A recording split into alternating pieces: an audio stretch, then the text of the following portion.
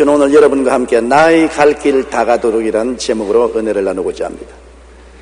이제 나이가 많으신 사도 바울 선생은 로마 감옥에서 사형 날짜를 기다리고 있었습니다. 그때 그 영적인 아들인 디모데에게 죽기 전에 한번 만나보기를 간청해서 편지를 썼습니다. 그리고 디모데에게 편지를 띄우면서 그 일생의 삶을 요약해서 기록했습니다. 바울 선생께서 살아온 평생을 되돌아보고 또 사후의 희망을 말씀한 그 내용이 우리에게 크나큰 은혜와 위로가 됩니다. 바울 선생께서는 첫째로 내가 한평생 선한 싸움을 싸우고 살아왔다, 그렇게 말했었습니다. 바울의 일생은 처음부터 끝까지 서바이벌 게임이었었습니다. 살아남기 위한 투쟁이었었습니다. 인간의 삶 자체가 생존하기 위한 싸움의 연속입니다. 욥기 5장 7절에 사람은 고생을 위하여 났으니 불꽃이 위로 올라가는 것 같다고 말씀한 것입니다. 우리가 태어났을 때부터 싸움은 시작되는 것입니다. 어머니 뱃속 평안한 보호를 떠나 병균이 득실거리는 세상에 태어나므로 거대한 환경적 변화에 처하게 됩니다. 성경에는 어린아이가 태어나면 8일 동안 가장 생사의 기로에 선다고 말했습니다. 8일이 지나고 난 다음에야 하나님과 선민 계약인 할례를 베풀라고 했습니다. 왜냐하면 8일 전에는 죽을지 모르기 때문인 것입니다. 8일이 지나야 그가 한 인간으로서 생존할 것이냐 안 할 것이냐는 것이 결정된다고 말을 하고 있는 것입니다. 우리는 태어나서 이 세상에 존재할 때부터 생존 경쟁에 투입되는 것입니다. 교육, 직업, 이식주, 행복과 부유와 평안한 삶을 추구하기 위해서 우리는 끝없이 노력해야만 되는 것입니다. 국민일보 5월 17일자에는 우리나라 성인 남녀의 결혼관에 대한 조사 연구 결과가 발표되었는데 그 내용은 너무나 깜짝 놀랄 일입니다. 한국보건사회연구원은 보건복지포럼 5월 후에 2005년 우리나라 성인 남녀의 결혼에 대한 긍정적인 태도율은 그 결과 조사 발표가 이러합니다. 그런데 우리나라 성인 남녀 중 51%가 결혼을 안 해도 괜찮다고 응답했습니다. 우리 세대에는 태어나면 반드시 결혼을 해야 된다고 생각했는데 요새 젊은이들은 결혼 안 해도 괜찮다는 젊은이들이 51%나 됩니다. 자녀가 없어도 무관하다고 생각하는 사람이 34.9%나 됩니다. 결혼과 자녀에 대해 올해 초 여성가족부가 발표한 2005년 전국 가족 실태 조사 결과에 따르면 결혼을 해도 출산을 하지 않겠다는 가장 큰 이유는 자녀 양육 및 교육비의 부담 때문인 것으로 드러났습니다. 이러한 이유로 현재 20대 청년들 중에는 58.3%가 결혼을 해도 자녀를 낳지 않겠다고 응답했습니다. 또한 여성가족부 조사에는 우리나라의 모든 연령대의 부부 갈등의 가장 큰 이유가 경제적 어려움인 것으로 나타났습니다. 인간의 삶은 그 자체가 생존하기 위한 처절한 싸움입니다. 더구나 경제적인 전선에서 싸움은 피를 말리는 것입니다. 교육과 직업, 이식주, 행복, 부여와 평안한 삶을 추구하기 위해 모든 사람들이 생존 경쟁을 하고 있습니다. 살아있는 동안에 이 생존 경쟁은 그치지 않습니다.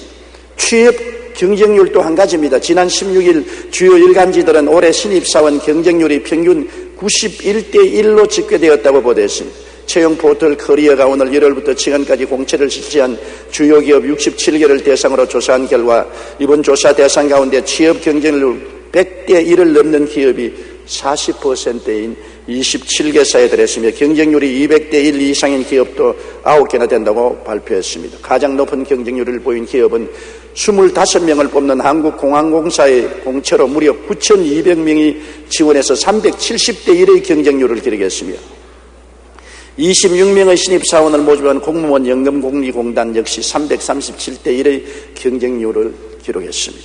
학교를 졸업하고 사회에 나오기가 이렇게 힘이 듭니다. 오늘날 청년 실업률은 상상을 초월합니다. 이 문제를 해결하지 않고 청년들이 결혼해서 가정을 이루려고 하지 않습니다. 가정을 이루어서 경제적인 막대한 부담을 직장도 없이 어떻게 감당할 수 있는 것입니까?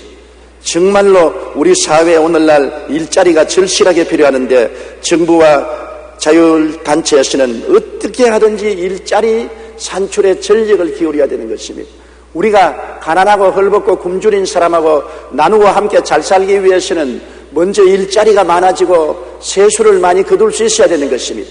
그러므로 정부는 하루속히 우리 한국 사회의 모든 기업이 성장할 수 있도록 뒷받침을 해서 일자리가 많이 만들어져야 되는 것입니다. 우리는 끊임없는 일자리를 위한 피눈물 나는 생존 경쟁을 하고 있습니다. 그럴 뿐 아니라 천재지변과 생존 경쟁은 끊임없이 계속됩니다. 미국 항공우주국 제트 추진 연구소에서 세계적인 사이언스지를 출판하는 미국 과학진보협회의 이러한 연구 결과를 보고했는데요. 그린란드 빙하의 해빙 속도가 5년 전에 비해 약 2배 더 빨라졌는데 이것이 다 녹으면 지구 해수면이 7m 상승합니다. 그럴 경우 미국 플로리다 해안과 방글라데시 대부분의 물속에 잠기고 우리나라 남해 일대의 섬들은 다 수장되고 말 것입니다. 얼음은 햇빛의 90%를 반사해서 우주 밖으로 내보내지만 바닷물은 햇빛을 90% 흡수합니다. 그러므로 만일 해빙에 의해 바닷물이 늘어나면 더워진 바닷물로 인해 지구온난화가 계속됩니다. 태풍이나 허리케인은 더워진 바닷물의 영향을 받아 더 크고 강력해집니다. 그런가 하면 이러한 지구온난화로 일부 대륙의 기후가 더욱 추워지기도 하는 것입니다. 우리 사람의 사는 환경이 점점 악화되는 것은 사람들이 무분별하게 자연을 훼손하고 온난가스를 배출함으로 지구가 살 수 없는 처소가 되어가고 있는 것입니다. 장난이 아닙니다. 우리가 우스갯소리를 할 일이 아닌 것입니다. 우리 한국은 지구온난화로 말미암아 사만사온이 이미 사라진 지 오래되는 것입니다. 태풍은 전례 없이 많이 다가오는 것입니다. 강수량도 많이 줄어졌습니다. 이러한 여러 가지 여건이 우리가 살아가기에 너무나 힘들고 괴로운 천지가 되고 마는 것입니다. 천재지변, 질병, 전쟁에 살아남기 위한 싸움을 끊임없이 해야 되는 것입니다. 바울 선생은 말씀하기를 내가 선한 싸움을 싸우며 일평생을 싸웠다. 우리가 싸움을 포기하면 그날로부터 버림받은 존재가 되고 마는 것입니다. 우리의 현실 생활에서 개인, 가정, 사회, 국가의 나라의 생존을 위해서 끊임없이 싸울 수밖에 없습니다. 그러나 우리 사람의 힘은 너무나 연약하기 때문에 인간의 힘에만 의존해서 싸움에 승리할 수가 없습니다. 천지와 만물을 지으시고 전지전능 무소부지하신 하나님의 도우심이 없이는 우리의 생존 경쟁의 싸움에서 패배할 수밖에 없습니다. 시편 91편 2절로 3절에 그는 나의 피난처요 나의 요새요 내가 의리하는 하나님이라 하리니 이는 제가 너를 새 사냥꾼의 올무에서 극한 연병에서 건지실 것임이라고 말했습니다. 10절에 화가 내게 미치지 못하며 재앙이 내 장막에 가까이 오지 못한다고 말했습니다. 잠언서 1장 33절에 오직 내 말을 듣는 자는 평안히 살며 재앙의 두려움이 없이 안전하리라. 사람들이 하나님을 저버리고 아담 해와 때부터 세상으로 향했기 때문에 하나님 없이 인본주의로 인간의 지혜와 총명 수단과 방법으로 살려고 했기 때문에 다가온 모든 붕괴 상황이 현재인 것입니다. 윤리와 도덕적인 붕괴뿐 아니라 사회생활의 붕괴, 자연의 붕괴가 오늘날 인류 생활의 종말을 가져오고 있는 것입니다. 우리는 이런 것을 해결하기 위한 선한 싸움을 계속 싸워야 되는 것입니다. 개인의 생활을 위해서, 가정을 위해서, 사회를 위해서, 국가를 위해서, 우리 지구의 생존을 위해서 끊임없는 싸움을 계속해야만 되는 것입니다. 그뿐 아니라 우리 예수 믿는 사람들은 영적인 전쟁을 끊임없이 해야 되는 것입니다. 세속과 탐욕, 근심, 걱정, 시험, 환난이 우리를 도적질하고 죽이고 멸망시키려고 시시각각으로 공격해 오는 것입니다. 디모데전서 6장 11절로 12절에 오직 너 하나님의 사람아 이것들을 피하고 의와 경건과 믿음과 사랑과 인내와 온유를 따르며 믿음의 선한 싸움을 싸우라고 말한 것입니다. 에베소 6장 12절에 우리의 씨름은 혈과 육에 상대하는 것이 아니요 통치자들과 권세들과 이 어두움의 세상 주관자들과 하늘에 있는 악의 영들을 상대함이라고 말씀한 것입니다. 영적으로 나태해지면 결국에는 마귀의 밥이 되고 세속의 노예가 되고 마는 것입니다. 영적으로 깨어있어서 항상 기도하기를 힘쓰고 말씀을 읽고 두세 사람이 모여 예배드리기를 힘써서 영적으로 살아있어야 되는 것입니다. 이것도 끊임없는 신앙의 싸움인 것입니다. 바울 선생은 복음을 전가하기 위해서 많은 고통을 당했습니다. 복음을 전가하기 위해서 편안하게 생활할 수는 없습니다. 복음에 저항하는 세력들이 세계 도처에 있어서 끊임없이 충돌하고 싸움을 할 수밖에 없습니다. 선한 싸움을 되돌아본 바울 선생은 고린도후서 11장 23절로 27절에 이렇게 기록했습니다. 그들이 그리스도의 일꾼이냐 정신없는 말을 하거니와 나는 더욱 그러하도다. 내가 수고를 넘치도록 하고 옥에 갇히기도 더 많이 하고 매도 수없이 맞고 여러 번 죽을 뻔하였으니 유대인에게 40에 하나 감한 매를 5번 맞았으며 3번 태장으로 맞고 1번 돌로 맞고 3번 파선하고 일주야를 깊은 바다에서 지냈으며 여러 번 여행하면서 강의 위험과 강도의 위험과 동족의 위험과 이방인의 위험과 시내의 위험과 광야의 위험과 바다의 위험과 거짓 형제 중의 위험을 당하고 또 수고하며 애쓰고 여러 번 자지 못하고 줄이며 목마르고 여러 번 굶고 춥고 헐벗었노라. 바울 선생의 일생은 싸움의 연속이었습니다. 그 전쟁은 끝이지 않았으나 그가 로마 감옥에서 사형을 기다리면서 마지막 죽음을 직면해서 그 생애를 돌아보면서 선한 싸움은 그 일생을 걸어온 길이라고 말한 것입니다. 우리가 선한 싸움을 싸우지 않고 이 지상에 존재할 수 없습니다. 그러나 우리의 선한 싸움을 인간의 힘으로 싸우면 백전백패할 수 있습니다. 우리를 돕기 위해서 선한 목자 예수님이 우리와 함께 계신 것입니다. 다윗은 말하기를 야훼는 나의 목자시니 내게 부족함이 없다. 내가 사망의 엄침한 골짜기로 다닐지라도 해를 두려워하지 않을 것은 주께서 나와 함께 계심이라. 주의 지팡이와 막대기가 나를 안위하신다고 말한 것입니다. 내 앞에 캄캄하고 눈앞이 캄캄해서 어떻게 살아갈지 모를지라도 천지를 지으신 주님, 우리를 사랑하사 십자가에 못 박여 몸짓고 피 흘려 대속의 은총을 베풀으신 주님께서 같이 하여 주셔서 그 지팡이로 길을 열어주시고 막대기로 보호해 주셔서 우리로 하여금 인생을 승리하고 살도록 만들어 주신다는 것입니다. 주님께서는 내가 온 것은 양으로 생명을 얻게 하되 더 풍성히 얻게 하려는 것이라고 말한 것입니다. 그렇기 때문에 우리가 일생을 살 때 선한 싸움을 싸우면서 살지만은 주님을 의지하지 않고 살려고 해서는 안 됩니다. 끊임없이 순간순간마다 우리와 함께 계시는 주 예수님을 의지하고 그의 인도하심을 바라야 되는 것입니다. 우리는 한 치 앞도 모르지 않습니까? 주님이 지팡이가 우리에게 길을 만들어내시고 주의 막대기가 우리를 보호해 주시는 그 능력을 의지하면 우리의 싸움은 승리로 나아갈 수가 있게 되는 것입니다. 싸움 없이 평안히 인생을 살겠다는 사람은 어리석은 사람인 것입니다. 악한 싸움을 싸워서는 안 되겠지만 선한 싸움, 생존을 위한 싸움은 끊임없이 싸워야 할 것입니다.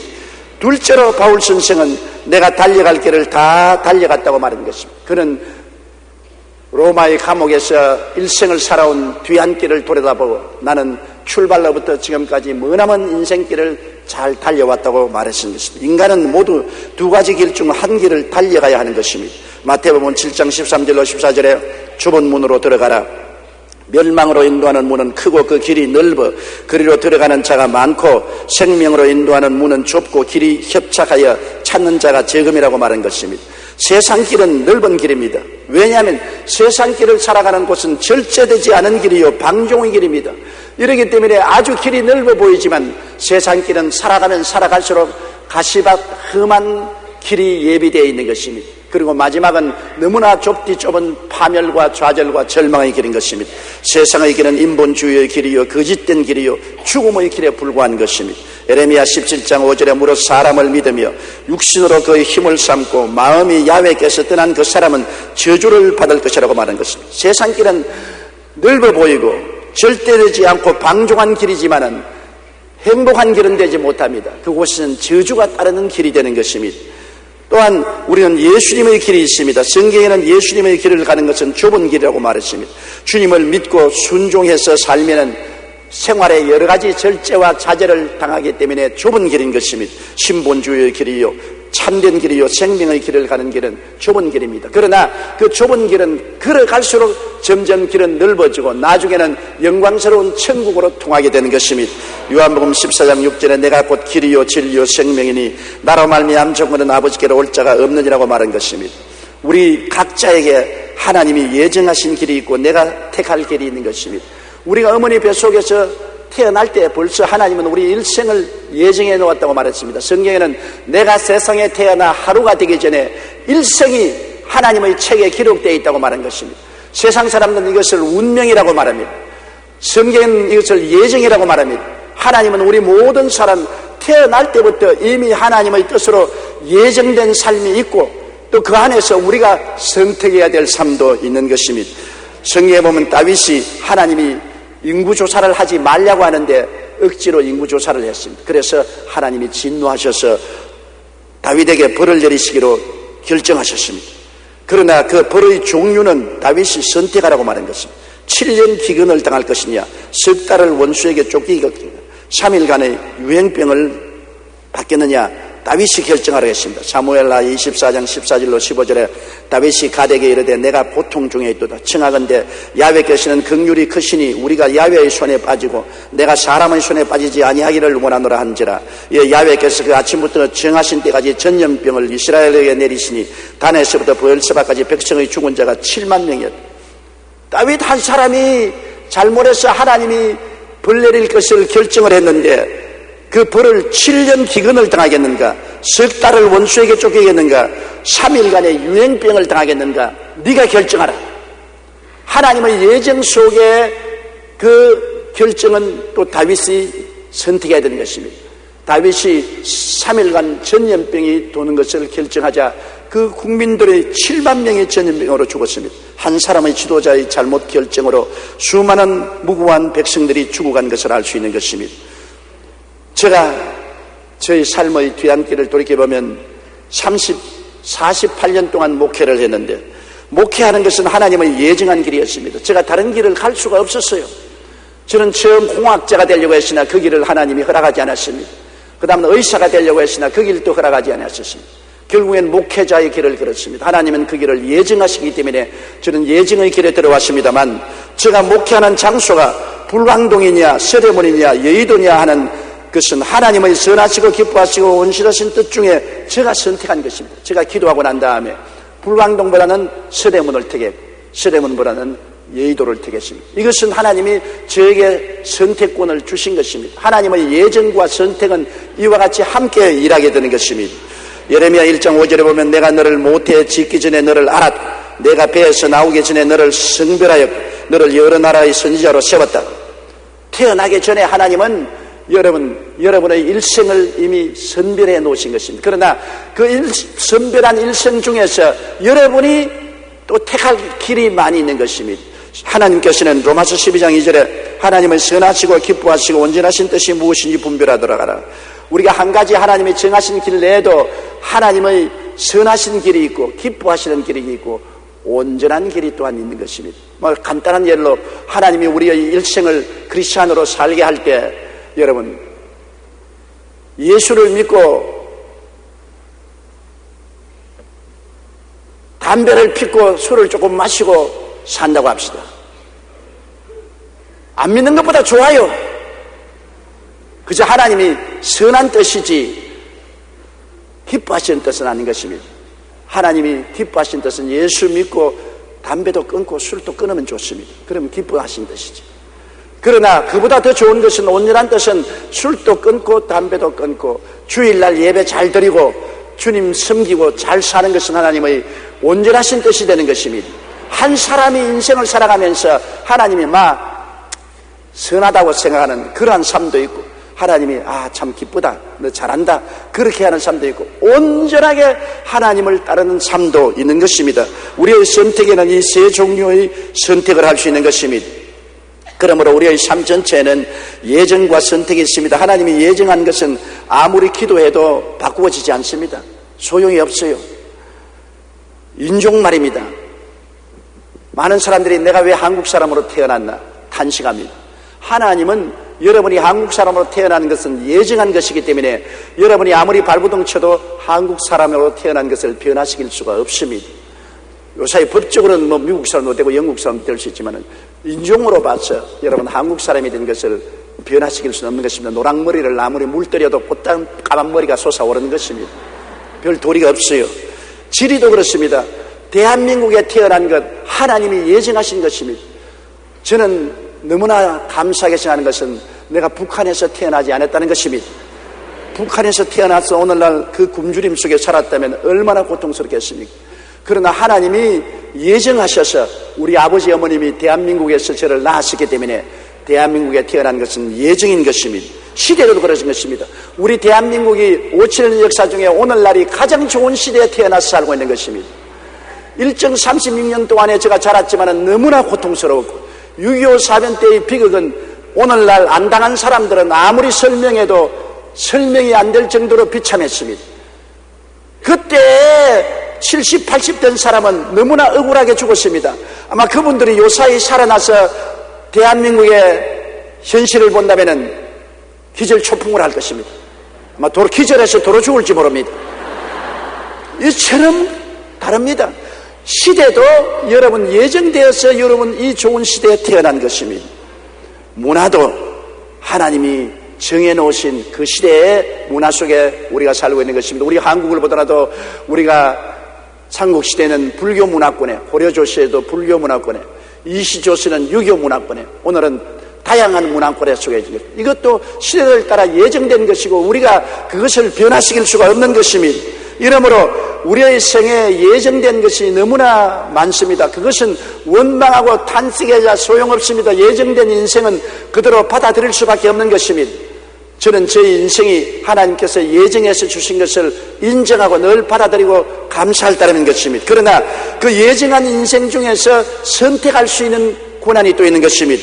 하나님을 선하시고 기뻐하시고 온전하신 뜻을 따라 선택할 수 있는 것이 뭡니까? 내 인생은 예정되어 있지만은 그러나 학업을 하는 것은 선택할 수 있습니다. 내가 문학을 할 것이냐, 공학을 할 것이냐, 의학을 할 것이냐, 신학을 할 것이냐. 학문은 자기가 선택할 수가 있습니다. 또한 배우자 선택인 것입니다. 내가 누구를 아내로 삼을 것이냐, 서울 아가씨를 택할 것이냐, 전라도 아가씨를 택할 것이냐, 경상도 아가씨를 택할 것이냐, 나처럼 신의주 아가씨를 택할 것이냐. 자기가 택하는 데 달린 것입니다. 저도 여러 아가씨들에게 프로포즈를 받은 적이 있어요. 지금은 나이 늙어 프로포즈 할 사람이 없겠지만 젊을 때는 그렇지 않았다고요. 내가 하루 이 말을 하니까 우리 집 사람이 내가 결혼할 때 울은 총각들이 많았다고 그렇게 말을 해서 내가 역습을 당한 적이 있습니다. 우리가 결혼할 때도 배우자를 자기가 택합니다. 하나님 보시기에 아마 이만하면 되었다, 이건 참 좋다, 이건 너무 좋다, 그렇게 하나님은 말씀하실 것이니 하나님의 뜻을 따라서 우리가 선택할 때 기도하고 선택할 수 있습니다. 하나님이 좋다는 상대도 있고 하나님이 기쁘다고 하는 상대도 있고 하나님이 이만하면 온전하다고 하는 상대도 있을 것입니다. 그리고 직업도 그런 것입니다. 직업도 요사이는 내가 선택할 수 없지요. 직업이 하도 없으니까 원치 않은 직업을 마음대로 선택해서 고통 중에 일하는 사람들도 많습니다만 좋은 시절에는 직업을 내가 선택할 수 있지 않아요. 그것도 나의 선택권에 달려있는 것입니다.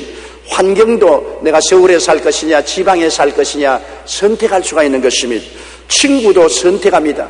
좋은 친구를 선택할 수도 있고 나쁜 친구를 선택할 수 있고 선한 친구를 선택할 수도 있고 악한 친구를 선택할 수 있는 것입니다. 악한 친구를 선택해 놓으면 너무나 많은 고통을 당하게 되는 것입니다. 친구도 선한 친구를 선택할 수 있습니다. 이러므로 우리가 살아갈 동안에 인종이나 질이나 시대나 문화나 부모 등은 선택할 여지가 없습니다. 이것은 하나님께서 우리에게 운명지어 준 것입니다. 그러나 그렇게 해서 예정된 인생 속에서 우리가 선택할 일들이 너무나 많습니다. 오늘 여러분 교회에 올 것이냐 안 올 것이냐 여러분이 선택한 것입니다. 여러분이 1부, 2부, 3부, 4부, 5부, 6부, 7부 중에 2부를 왜 왔어요? 여러분 선택해서 왔는 것입니다. 우리 지성전이 많은데 왜 본성전까지 왔습니까? 이것도 여러분이 선택한 것입니다. 그러므로 우리가 예정된 운명은 받아들이지만 선택은 끊임없이 하나님께 기도해서 주님의 인도를 받아서 하나님의 선하시고 기뻐하시고 온전하신 뜻을 따라 살아야만 하는 것입니다. 백의의 천사로 널리 알려진 나이팅게일은 30세 되는 날 일기에 이렇게 적었습니다. 오늘 내 나이 30이 되었다. 예수님이 공생애를 시작하신 나이이다. 주님, 저도 오늘부터 당신의 부르심에 따라 살겠습니다. 유치했던 생각은 버리고 나를 세상에 태어나게 하신 주님의 목적에 순종하겠습니다. 그리고 나이팅게일은 간호사로 헌신해서 많은 사람들에게 사랑을 전하고 백의의 천사로 알려졌습니다. 후에 한 기자가 성공적인 생활의 비결이 무엇이냐 묻자 그녀는 비결은 하나뿐입니다. 주님께서 나를 불러주신 그 뜻에 나를 맡기고 끝까지 그 길을 따라가는 것입니다. 하나님의 부르심을 듣고 그 뜻에 순종하기로 결단하는 것은 선택입니다. 하나님께서 그를 백의의 천사로 간호사로 부른 것은 예정된 것이지만 간호사로 살 것이냐 말 것이냐 결단을 내리는 것은 자기가 결단 내릴 수 있는 것입니다. 간호사로서 평범하게 살 수도 있고 기쁘게 하고 살 수도 있고 최선의 길을 향해서 살 수도 있는데 나이팅게일은 최선을 다해서 살아서 하나님께 영광을 돌리는 삶을 살으신 것입니다. 바울 선생은 하나님께로부터 받은 사명, 즉 온천하에 나가서 복음을 전가하는 예정을 중도에서 포기하지 않고 끝까지 순종하여 종착지까지 달려왔습니다. 그는 로마의 감옥에까지 달려온 것입니다. 그가 중도에 포기할 수 있었습니다. 선교사로서 부름을 받았으나 로마까지 안 갈 수도 있었습니다. 그러나 그는 끝까지 하나님의 부르신 사명을 받았기에 그 사명을 받아서 시행하는 데 있어서 하나님의 선하신 뜻, 기뻐하시는 뜻, 온전하신 뜻 중에 온전한 뜻을 따라 살려고 결심했습니다. 그래서 선교를 할 때 예루살렘만 머물러 있지 않았습니다. 유대만 이 말이 머물러 있지 않았습니다. 사마리아만 머물러 있을 수 있었습니다. 소아시아만 머물러 있을 수 있었습니다. 그러나 끝까지 로마까지 그는 하나님의 온전하신 뜻을 향하여 전진했던 것입니다. 고린도후서 1장 9절로 10절에 우리는 우리 자신이 사형선고를 받은 줄 알았으니 이는 우리로 자기를 의지하지 말고 오직 죽은 자를 다시 살리시는 하나님만 의지하게 하심이라. 그가 이같이 큰 사망에서 우리를 건지셨고 또 건지실 것이며 이후에도 건지시기를 그에게 바라노라. 어마어마한 고통을 당하면서도 그는 편안한 길을 택하지 아니하고 하나님의 선하시고 기뻐하시고 온전한 뜻 중에 온전한 뜻을 선택해서 끝까지 달려갔던 것입니다. 우리도 주님 따르는 삶의 길을 끝까지 포기하지 말고 삶의 종착역까지 달려가야만 하는 것입니다. 여러분이 예수를 믿고 구원받는 것은 하나님이 선택한 것입니다. 하나님이 만세전에 여러분을 그리스도 안에서 선택하사 하나님의 자녀가 되도록 예정해 주셨는데 이 예정을 끝까지 따라가는 것이 여러분의 선택에 달린 것입니다. 하나님이 날 선택해 주셨지만 나는 버리고 세상 길로 향하겠습니다 하면 이것은 어찌할 도리가 없는 것입니다. 하나님의 선택을 저버리는 것입니다. 하나님이 선택해 주시도 여러분 끝까지 그 선택을 받아서 하나님의 선하시고 기뻐하시고 온전하신 뜻대로 사는 것은 여러분의 결정에 달려있는 것입니다. 끝까지 종착역까지 하나님을 잘 섬기고 예수님을 믿는 여러분 되시기를 주님 이름으로 축복합니다. 빌립보 3장 12절에 내가 이미 얻었다 함도 아니요 온전히 이루었다 함도 아니라 오직 내가 그리스도 예수에게 잡힌다는 것을 잡으려고 달려간다고 말하는 것입니다. 히브리 3장 14절에 우리가 시작할 때 확신한 것을 끝까지 견고히 잡으면 그리스도와 함께 참여한 자가 되리라고 말하는 것입니다. 셋째로 바울 선생은 믿음을 지켰다고 말하는 것입니다. 내가 선한 싸움을 다 싸우고 달려갈 길을 다 달려가고 믿음을 지켰다고 하는 것입니다. 믿음은 하나님의 선물로 우리에게 주신 것입니다. 여러분 예수를 믿게 된 것은 하나님이 우리에게 믿을 수 있는 힘을 주시기 때문인 것입니다. 아무리 전도해도 안 믿는 사람이 있습니다. 내가 최근에 아주 참으로 훌륭하신 분을 만났는데 그분을 위해서 김장한 목사님이 온갖 정성과 노력을 다 기울였지만은 그분은 끝까지 믿음을 거부합니다. 저하고 같이 식사를 하면서 김장한 목사가 나에게 목사로서 너무나 많은 호의를 베풀고 선을 베풀어 주어 내 마음이 감동되었지만 신앙을 변경시킬 생각은 없다는 것입니다. 그러므로 예수 믿는 것 하나님이 마음을 변화시켜 주셔야 예수 믿게 되는 것입니다. 하나님이 변화시키지 않으면 아무리 외부적으로 선을 베푸고 자선을 베풀어도 그것이 효과를 발생하지 않은 것입니다. 성령으로 말미암지 않고는 그리스도를 주라고 할 수가 없습니다. 여러분 예수 믿게 된 것을 그렇게 보통 일로 생각하지 마십시오. 하나님이 여러분 마음을 열어주셨기 때문에 예수를 믿게 된 것입니다. 믿음은 하나님의 위대한 선물인 것입니다. 인생이 살면서 자기가 받을 수 있는 가장 큰 선물이 믿음의 선물인 것입니다. 유다서 1장 3절에 사랑하는 자들아 우리가 일반으로 바란 구원에 관하여 내가 너희에게 편지하려는 생각이 간절한 차에 성도에게 단번에 주신 믿음의 도를 위하여 힘써 싸우라는 편지로 너희를 구원하여야 할 필요를 느꼈다. 성도에게 단번에 주신 믿음인 것입니다. 하나님이 여러분에게 믿음을 주셔야 여러분이 예수를 구주로 믿을 수 있고 하나님을 섬길 수가 있는 것입니다. 믿음은 내 마음에 스스로 연구해서 믿는 것이 아닙니다. 감각적으로 믿는 것이 아닙니다. 영적으로 선물로 주어주신 것입니다. 영국의 위글 워스 목사는 그의 사역 가운데 14번이나 죽은 자를 살렸습니다. 굉장한 믿음의 용사였습니다. 이러한 그의 사역은 20세기 전 세계에서 성령의 은사를 통한 복음 전파에 큰 영향을 주었습니다.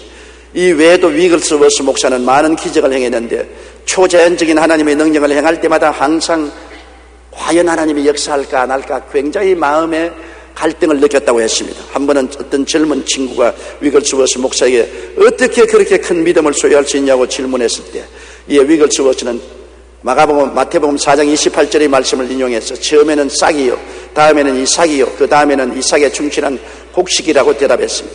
그의 믿음이 날마다 하나님을 알아감으로써 처음에는 싹이 나고 다음에는 이삭이 생기고 다음에는 열매의 곡식을 맺는 것처럼 자라난다는 것을 말하는 것입니다. 믿음은 하나님이 주신 보물입니다. 그러나 씨앗이 하루아침에 큰 나무가 될 수 없듯이 우리 믿음도 하루아침에 온전해질 수는 없습니다. 우리가 믿음의 도를 위하여 힘써 싸우는 동안 우리의 믿음이 죽은 자를 살리는 믿음으로 자라게 되는 것입니다. 예수님께서 비유하신 말씀 중에 씨 뿌리는 비유가 있습니다. 한 사람이 나가 씨를 뿌릴 때 어떤 씨는 길거리에 떨어지며 새들이 와서 먹어버리고, 다른 씨는 흙이 얇은 바위에 떨어지며 삭이 나나 말라 죽었고, 다른 씨는 가시능쿨에 떨어져서 기운이 지나여 말라 죽어버리고, 또 다른 씨는 좋은 옥토에 떨어지며 30배, 60배, 100배로 결실했다고 말한 것입니다. 이 믿음이 길거리 믿음이 되어서는 안 됩니다. 길거리는 수많은 사람이 밟고 지나가는 무관심의 자리인 것입니다. 우리가 하나님의 믿음을 주셔도 믿음을 키우겠다는 관심이 없이 그대로 내버려두면 마귀가 그 믿음을 빼앗아가버리고 마는 것입니다. 마태복음 13장 19절에 아무나 천국 말씀을 듣고 깨닫지 못할 때는 악한 자가 와서 그 마음에 뿌려진 것을 빼앗나니 이는 곧 길가에 뿌린 씨요. 그 다음에 자갈밭에 있는 믿음은 습관적인 형식적인 믿음인 것입니다. 그저 교회에 습관적으로 왔다 갔다 합니다. 아유, 벌써 주일이 왔냐? 왜 그렇게 빨리 오냐? 성경 어디 두었냐? 저 농장 밑에 있느냐? 책장 밑에 있느냐? 어디냐? 좀 찾아라. 그렇게 형식적으로 의식적으로 믿는 믿음은 자라지 않습니다. 자갈밭에 있는 믿음은 마태복음 13장 20절로 21절에 돌밭에 뿌리었다는 것은 말씀을 듣고 즉시 기쁨으로 받되 그 속에 뿌리가 없어 잠시 견디다가 말씀으로 말미암아 환난이나 박해가 일어날 때는 곧 넘어지는 자요. 가시밭 믿음은 탐욕에 짓밟힌 믿음인 것입니다. 마음의 육신의 정욕, 안목의 정욕, 이생의 자랑이 가시밭처럼 우거졌기 때문에 탐심과 욕심으로 말미암아 믿음이 녹아져 버리고 마는 것입니다. 처음엔 믿음을 받아들였으나 그 믿음이 자기의 탐심과 욕심을 충족하지 못하니까 그냥 버려버리는 것입니다. 마태복음 13장 22절에 가시떨기에 뿌려졌다는 것은 말씀을 들으나 세상의 염려와 재물의 유혹에 말씀이 막혀 결실하지 못하는 자라고 말하는 것입니다. 옥토의 믿음은 보배로운 믿음인 것입니다. 마태복음 13장 23절에 좋은 땅에 뿌려졌다는 것은 말씀을 듣고 깨닫는 자니 결실하여 어떤 것은 100배, 어떤 것은 60배, 어떤 것은 30배가 되느니라. 이런 좋은 옥토는 관심을 가지고 의식과 형식적인 신앙이 아니고 탐욕으로 짓밟힌 삶이 아니고 순수하고 헌신적인 믿음으로 주님을 섬기면 믿음이 자라나게 되는 것입니다. 우리가 말씀을 들으면 씨앗이 뿌려진 것 아닙니까? 말씀이 마음속에 뿌려지면 그 말씀을 듣고 이것을 무관심하게 내버려 놓지 않고 말씀을 사랑하고 묵상하고 마음에 받아들이고 그리고 하나님을 예배하고 찬송하고 기뻐하고 믿고 순종하면 우리 믿음이 자라는 것입니다. 30배, 60배, 100배로 자라는 것입니다. 믿음이 현저하게 성장하면 하나님은 믿은 대로 역사하기 때문에 더 큰 일을 할 수가 있고 더 큰 복을 내려줄 수가 있는 것입니다. 우리는 믿음의 성장을 위해서 끊임없이 말씀을 듣고 말씀을 읽고 말씀을 묵상하고 순종하고 헌신하고 충성하는 여러분이 되셔야만 될 것입니다. 저는 지구촌 믿음의 행진에 대해 흥미있는 자료를 본 적이 있습니다. 주님 후 100년에는 지구촌의 사람이 그렇게 많지 않았는데도 360명 중에 한 사람이 예수 믿었습니다. AD 1000년에는 220명 중 한 사람이 예수님을 믿었습니다. 1500년대에는 59명 중 한 사람이 예수를 믿었고 1900년대에는 27명 중 한 사람이 예수를 믿었고 1980년대에는 11명 중 한 사람, 1990년대에는 7명 중의 한 사람이 예수를 믿었습니다. 믿음의 행렬이 해를 거듭하면서 기하급수적으로 늘어납니다. 통계 자료를 보면 2000년에는 지구촌 인구 60억 중에 20억이 예수님을 믿고 있습니다. 적어도 3사람 중에 한 사람이 그리스도인이 된 것입니다. 2000여 년의 인류 역사가 수많은 전쟁과 사건으로 점철되어 있지만 그 속에서도 하나님의 구원의 역사는 계속되고 있는 것입니다. 우리나라도 기독교가 들어온 지 100여 년의 흐른 지금 뒤돌아보면 기독교에 대한 많은 핍박과 박해가 있었지만은 오늘 우리나라 인구 4,800만 중에 1,200만 명이 크리스천인 것입니다. 믿음은 하나님이 우리를 선택해서 그저 준 선물입니다. 주시는 분도 하나님이시고 키우시는 분도 하나님이십니다. 그러므로 우리는 하나님을 믿고 의지함으로 믿음의 도를 위해서 열심으로 싸워야 할 것입니다. 바울 선생은 선한 싸움을 다 싸우고 달려갈 길을 다 달려가고 믿음을 지켰으니 이제는 천국에 입성할 날이 가까워왔다고 말한 것입니다. 우리는 다 한 번은 이 세상을 떠나야 됩니다. 사람들은 현실적인 삶에 너무나 치중해서 자기가 떠날 기약이 다가오는 것을 미처 모르고 있는 것입니다. 저는 요사이 주변에 소식이 왔다면 부고가 옵니다. 젊을 때는 소식이 왔다면 결혼한다는 소식, 어린애기 돌잔치에 오라는 소식, 그런 게 오더니만 이제는 왔다는 소식은 부고장인 것입니다. 왜? 사람은 반드시 한번 났으면 죽는 것입니다. 생자 필멸이요 회자 정리라는 말씀대로 반드시 난 자는 죽는 것입니다. 그러므로 우리는 바울 선생이 로마 감옥에서 자기 일생을 돌아본 것처럼 우리 스스로를 늘 깊이 돌아봐야 되는 것입니다. 내가 일생을 살면서 선한 싸움을 끝까지 싸우고 달려갈 길을 다 하나님이 주신 대로 달려가고 믿음을 지켜야 되겠다고 생각해야 되는 것입니다. 그러면 천국에 들어가면 상급 심판이 있습니다. 순교자는 생명의 면류관을, 목회자나 약물을 잘 돌본 자는 시들지 않은 영광의 면류관을, 착한 신앙생활을 하는 사람은 의의 면류관을, 겨우 천국의 턱걸이로 올라온 사람에게는 그에 맞는 면류관이 주어지실 것입니다. 인생은 이 세상살이에서 종말이 이루어지는 것은 아닙니다. 사람은 하나님의 형상과 모양대로 지음받아 육체 속에 살고 있습니다. 이 천막집이 무너지면 손으로 짓지 않은 영원한 곳으로 가야 됩니다. 천국으로 가든지 지옥으로 가든지 둘 중에 한 곳은 반드시 우리가 가야 되는 것입니다. 이것은 어찌할 수 없이 우리가 선택해야 될 길인 것입니다. 그러므로 우리는 일생을 마칠 때 바울 선생같이 자기의 삶을 돌아보고 이와 같은 담대한 간증을 해야 될 것입니다. 내가 선한 싸움을 다 싸우고 달려갈 길을 이탈하지 않고 잘 달리고 믿음을 지켰으니 이제 나를 위하여 의의 면류관이 예비되어 있다. 이러한 확신을 가지고 인생을 살게 되시기를 주님 이름으로 축원합니다. 우리 고개 숙여 기도드리겠습니다. 사랑이 많으신 우리 아버지 하나님, 이 땅에 어머니 배총에서 떨어진 이후로 인생들은 끊임없는 생존 경쟁과 생존할 수 위한 투쟁을 하고 있습니다. 선한 싸움을 안 싸울 사람 누가 있겠습니까? 주님을 의지하고 선한 싸움에 낙오자가 되지 않고 승리할 수 있는 우리들이 되게 도와주시옵시고, 달려갈 길을 끝까지 달려가고 낙심하고 뒤로 넘어지는 자 없게 되게 도와주시옵시고, 주님이 주신 믿음을 끝까지 잘 지켜나가는 우리들이 되게 도와주시옵소서. 주님 앞에 설 때 부끄럼 없이 어여삐 서게 도와주시옵소서. 우리가 이 세상에 살면서도 언제나 궁극적으로 우리가 갈 곳이 어딘 것을 알고 살아가게 도와주시옵시고, 우리가 맞이할 죽음을 평안하게 맞이할 수 있는 마음의 준비를 하고 살아가게 도와주시옵소서. 예수님 이름으로 기도드리옵나이다. 아멘.